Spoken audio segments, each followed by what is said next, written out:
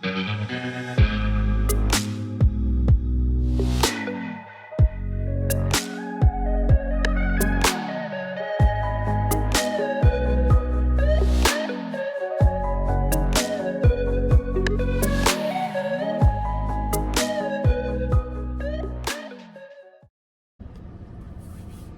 you guys, welcome to my YouTube channel. If you're new to me, I'm Allie Wilkins. If you're coming back, welcome back. Today I want to talk about an important conversation that I think we all need to be having about the spiritual community, wellness community, personal development community, leadership community. Things are shifting and changing, and we've got to make sure that everybody is hearing this memo, because if you're not, I think that there's going to be detrimental impact for you. I'm not sure if it'll be that dramatic, but I think that this is really important that everybody gets on the same page about this. And in the personal development industry, coaching, mentorship, etc., there's been so much hype around personal freedom for 10 years. We all want personal freedom. We all want to be able to operate at our highest, right? That's basically what personal freedom is, so that we're not constrained by anything, that we're not chained by anything. And whether that's belief systems, financial issues, lack of integrity or lack of fulfillment, health issues, anything like that. That's what personal freedom really means. The issue is that we are only thinking about personal freedom. We're not thinking about collective liberation. I want to start talking about collective liberation with how I feel we've been programmed to hear this term. Think about how people have talked to you about protesters in the past, in the 70s, people who protested the Vietnam War or environmental issues. I don't know that anybody ever said this to me, but I always kind of just had the filter over collective liberation or activism as people who were not fully stable in themselves. And it's interesting because if you look at how the student protesters are being depicted in the news right now, it's exactly this. So what I'm saying is that our programming from the media has purposely depicted people who care about collective liberation as being mad, as being really unrightfully angry, or being mad women. And the feminine, this is one of the archetypes of the crazy feral woman, right? This is actually dark feminine energy. And this is actually a really powerful component of the feminine frequency. However, a lot of the time it's her shadow running or her wound running, because we don't have the space and time to integrate a lot of these aspects of the dark feminine. So anyways, we've been programmed to see the collective liberation movement as being kind of this tree hugger, which that would absolutely fit my thing. I'm crazy for don't waste, stop, recycle this. I'm all about that. But it's been labeled these people don't have their lives together. These people are crazy and enraged, and these people are just not stable and secure in themselves. There has been this image put onto them so that we don't care. That the purpose of that is to perpetuate colonism, to allow the toxic capitalistic system. I don't think that the theory of capitalism is bad. I think that the way that we're doing it is horrifying. And the extent that it is controlling our politics and our governments and our corporations, and so much that it's very, very dangerous. And I think most people would agree with that. Anyways, we've had this light shed on people who care about collective liberation that makes us not want to be in that group, right? Everything that has happened with Palestine, and the understanding and knowledge of the multiple genocides that are going on in our world that have been hidden from us, it's starting to showcase for me how important collective liberation actually is, and that this needs to be a massive priority moving forward, especially when we are being before, I think, in the 70s and 80s, when people were portraying protesters and anti-war people, which I would also totally be in those boats today if it were me in the 70s then.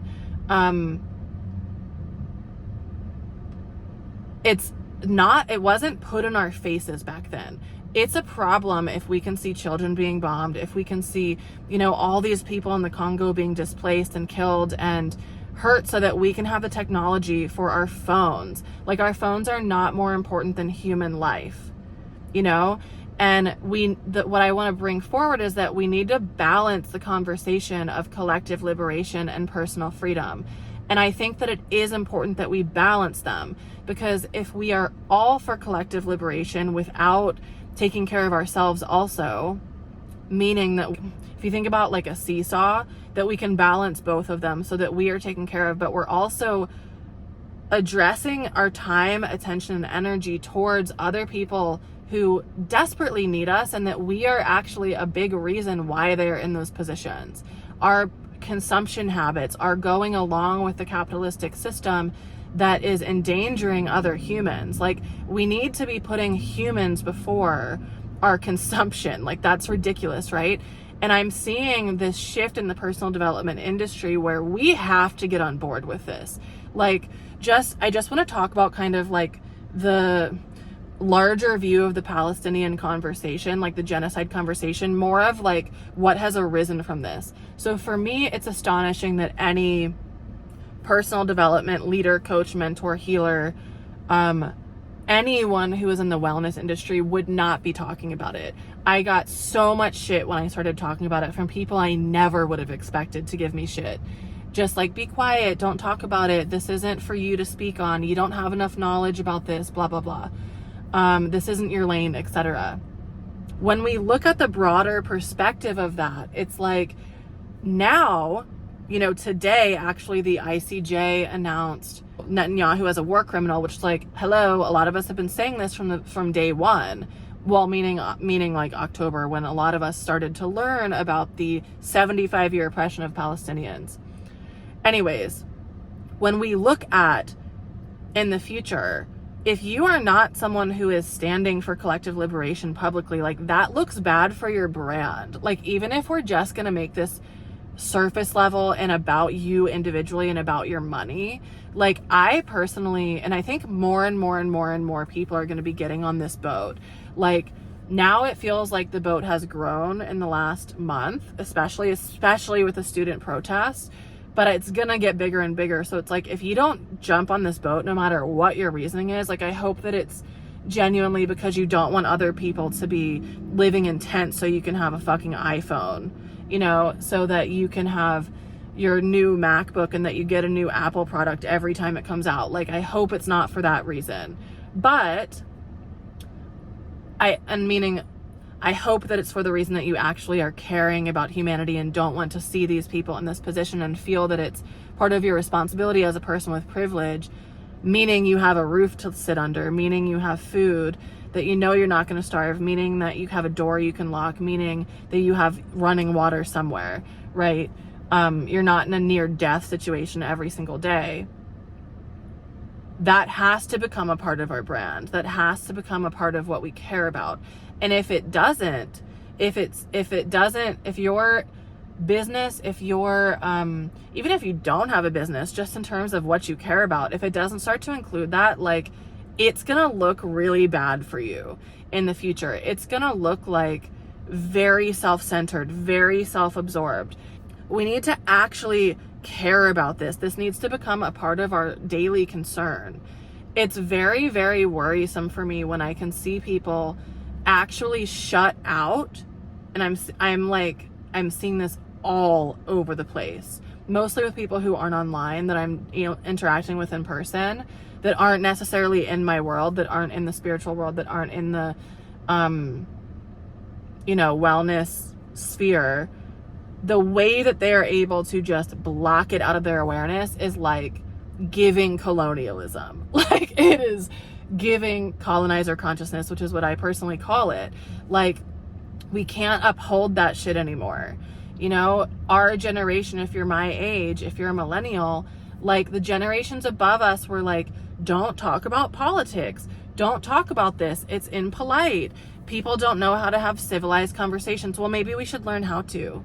Because now, if we don't care about politics, if we aren't paying attention, that is like the opposite of self-preservation. It's like, should I just build my coffin now?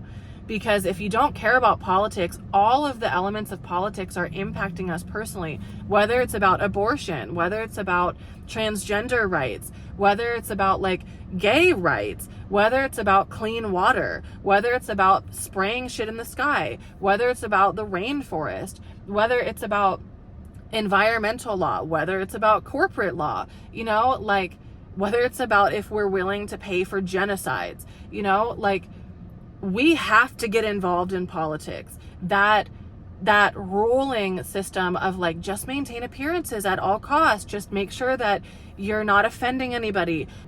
We can't continue that facade. We have to get involved in politics because it's our life at the stake. Like genuinely, it will cost us so much moving forward if we maintain that. So there's going to be an impact on your brand image, on your public perception, I think it's going to actually be very, very, very clear who is advancing in their consciousness and who isn't, based on how we stand for human rights. Because we could all have certain rights that we're attached to, right? Like, I only buy vegan makeup and vegan hair care. I, care a lot about the rainforest.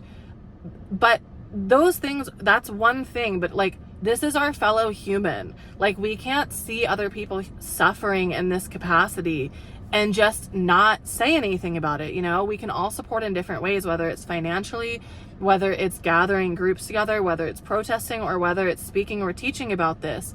And this has to be something that becomes intertwined in the wellness movement.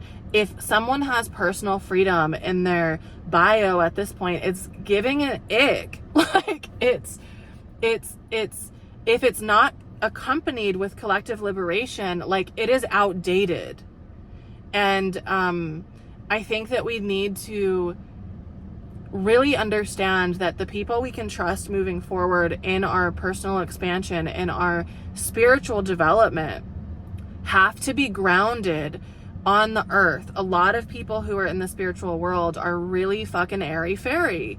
And they're like, light and love, this is all happening purposely, right? But are we just going to watch? It might be happening on purpose for some reason to awaken all of us in a bigger way. But what is our part in that? It's not just for us to sit there and watch people starve to death, you know? So what is our role in that? And like, we need to actively decide how it is that we can use our own gifting. For me, I've decided that it's really speaking about it, because I don't have all these like fear-based programs about what are people are going to think about me? What if I offend someone? Like, that isn't in my consciousness. Like, I don't care. like that just isn't a major fear for me. I know that my expression is helping just as much as people might get offended by it. And if they get offended by it, then it's probably planting a little seed of awakening, you know?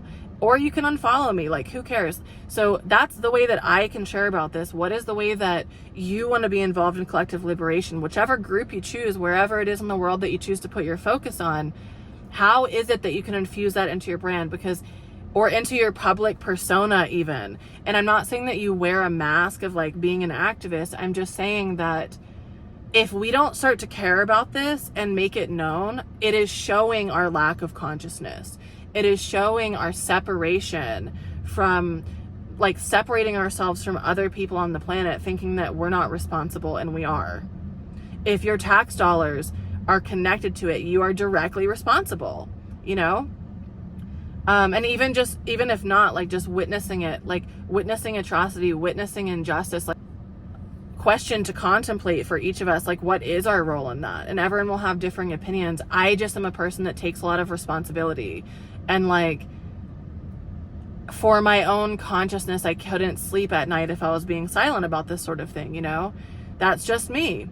Everyone will show up differently to it. And how is it that, cut that part out. That's just me.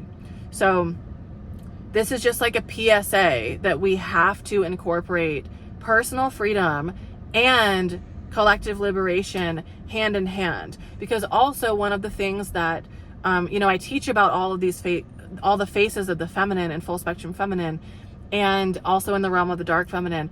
And the thing with like the activist archetype is that activists are usually so, have such a fire element. And I've experienced this myself with the whole Palestine conversation.